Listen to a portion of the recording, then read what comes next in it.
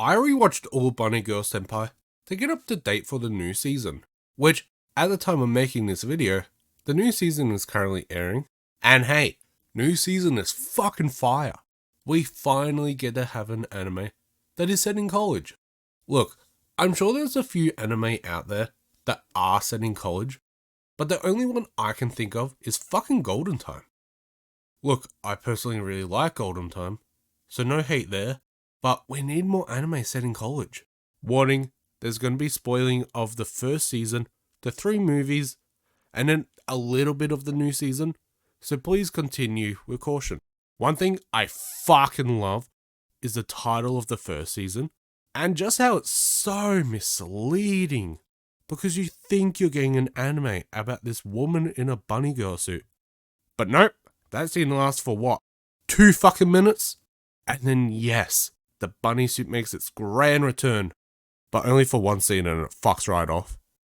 After that, it's only really brought up as a joke throughout the anime and movies. Hey, remember when you wore that bunny girl suit? I miss it. Shut up.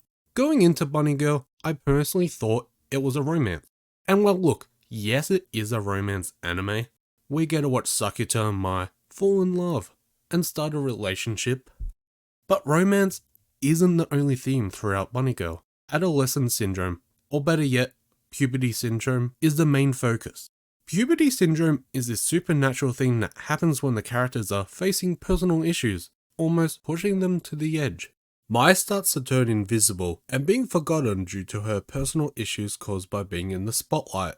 She starts to wish she could just go to a world where people didn't know her, and then that starts to become a reality. And man, it is done so beautifully.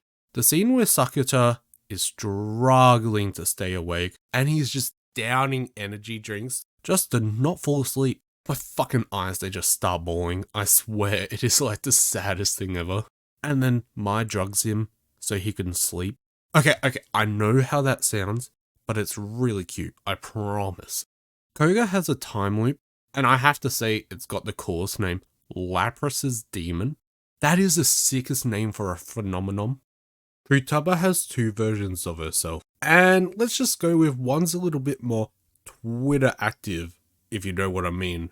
The episode where they go light up some fireworks at the beach just as a friend group.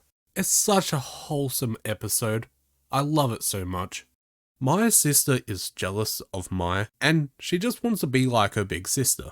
And then Mai's also a little insecure about her little sister. So that means they turn into each other? Yep. The main character's little sister has forgotten all of her memories and become a new person. And that's due to online bullying from her classmates. Look, I'm probably going to get some hate for this, but I'm glad the sister came back. I know it was really sad watching her change into this new character, but I didn't like the panda version very much. I did not give a shit for the whole, hey big brother, look at me, let's sleep together. The new version just feels like a genuinely good character. Even in the new season, when she appears, I'm like, yo, what's up? How you been? Where before I was kinda just like, oh, fuck off.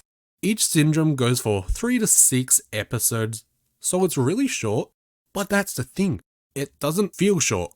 I don't know how the fuck they managed to do it, but it feels like a whole season for each syndrome. I guess they had the light novel to work with. But hey, my respects to them for making that work. Man, it makes me feel so smart hearing Futaba explain these theories, what the puberty syndrome is, using these scientific theories just to help explain what's going on. It makes me feel so fucking smart. And then in 5 minutes, I'm like, I couldn't tell you shit about what she just said. But the thing is, I love it when I feel like that in shows, like Dr. Stone, Classroom of the Elite. Those are just some of the examples I can think of when I feel like that. I think I just like to feel smarter than I actually am. The ending of the first season, it's so fucking heartbreaking, man. We have Sakuta fucking miserable. It's just an emotional scene of him crying in the rain as he's running. But then Shoko comes and is the one to look after him when he's grieving. Look, I know Shoko's just looking after her friend, whatever, later we'll find out. I feel so bad for Mai in this situation because she comes all the way from her job to come help her grieving boyfriend. And her job was not close. She comes all the way just to find out that his first crush was the one that was helping him grieve. And on top of that, it's Mai's birthday. And he'd even say happy birthday until the last possible second. The first movie is making me cry like that. At the moment we see Mai just fly across the screen, my eyes just turn into a tap. And then seeing how miserable Sakata gets, I'm crying now.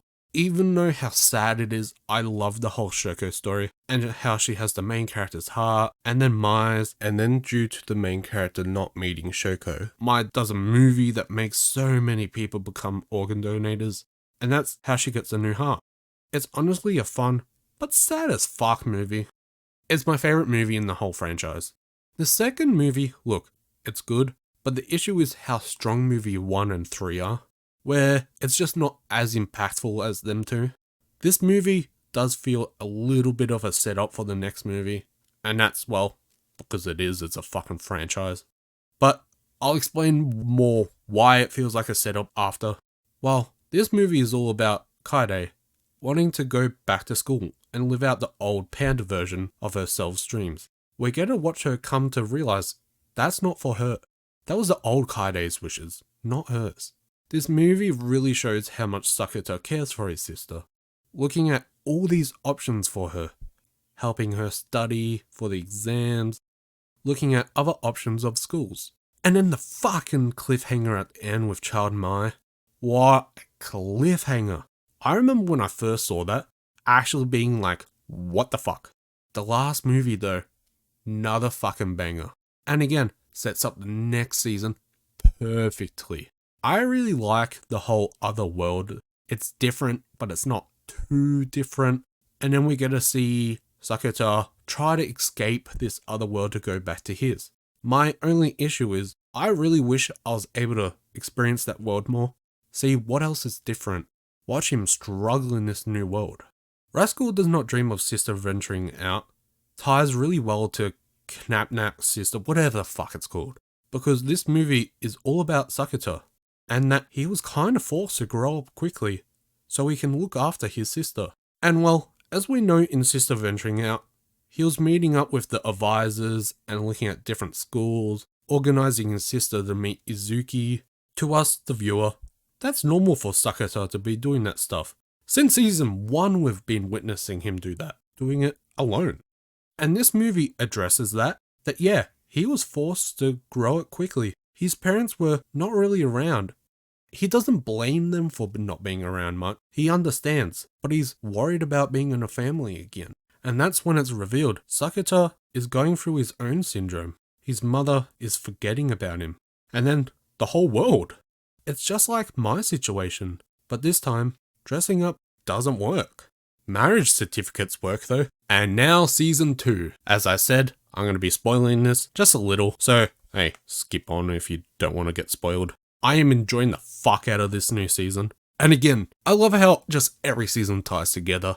The arc about Akage was fucking just amazing. I love how she was from the other universe that Sakata went in the last movie. And she wants to go home, but not really. Also, we have fucking Santa? What the fuck? This season is fucking putting Sakata to the test. No one is telling him shit. Akagi was quiet about her syndrome, and then Santa's not been telling him shit. And then guess what? Now we have Sarah Himeji? Also, fucking hell, Sakata don't break Mai's heart with this train date. You better go on the date with Mai and not fucking fuck her over. As I was writing this script, I kind of realized how much of a good girlfriend Mai is. Throughout every arc, she has to give up time with her boyfriend so he can go help other people. And it's always other women he has to help. Yes, some of them are his friends like Futaba and then his sister, but most of the cases, these are just people he kinda knows or doesn't at all. Like the Lapras arc, she had to let her boyfriend date this random person for like a term. Bruh. And then this new season, she organizes a date on her birthday so they can spend time together. And then he just fucking fucks off to meet up with Santa. Look, yes, he told her. She does not get annoyed. Well, she does. But she's like, it's okay. Maya's just so kind and caring. And of course, Sakata is too. I'm just fucking around with this little bit in the video. They are just such a beautiful anime couple. When I started to watch anime in 2018, Bunny Girl started airing that year, and I remember watching it and falling in love with it. Throughout my journey of watching anime, Bunny Girl's always been there, and I have been enjoying the fuck out of this journey. I can't wait to see how the series ends. Thank you so much for watching. Please like and sub. It means a lot to me. Bye! Holy shit, I just finished episode 10 of the new season. Oh, it was so fucking good!